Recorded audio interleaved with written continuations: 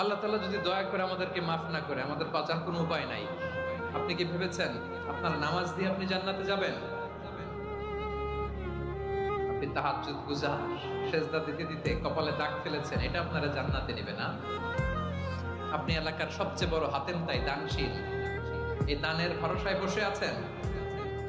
কশিন কালো কথা, আমাদের নামাজ, আমাদের রোজা, আমাদের ইবাদত, এগুলোকে মিজানের পাল্লায় উঠালে কোনো ওজনই হবে না। তবে আমাদের একটা কৌশল জানা আছে, আমরা আল্লাহর রহমতের ভিখারি।